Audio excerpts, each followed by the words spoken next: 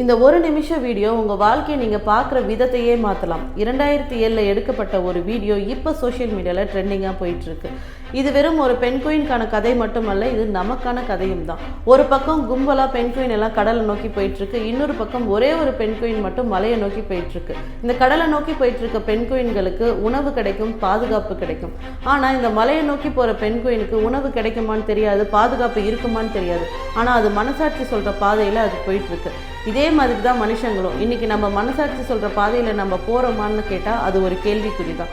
மற்றவங்க காட்டின பாதையில் தான் இன்றைக்கும் நம்ம போயிட்டுருக்கோம். அது ஒரு உணவாக இருக்கலாம், வேலையாக இருக்கலாம், படிப்பாக இருக்கலாம், திருமணமாக இருக்கலாம், என்ன வேணால் இருக்கலாம். ஆனால் இந்த உலகத்தில் உண்மையாக சாதிக்கணும்னு நினைக்கிற மனுஷனுக்கு மட்டும்தான் தெரியும் வெறும் வயிறு நிறையிறது மட்டும் வாழ்க்கை இல்லைன்னு.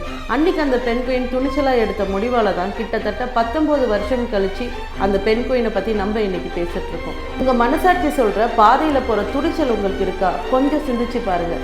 அப்படி அந்த துணிச்சல் உங்களுக்கு இருந்ததுன்னா உடனே என்ன ஃபாலோ பண்ணிக்கோங்க. இது உங்கள் வாய்ஸ் ஆஃப் ஆனும். உங்களுடைய பாதை என்ன அப்படின்றத கமெண்டில் சொல்லிட்டு போங்க.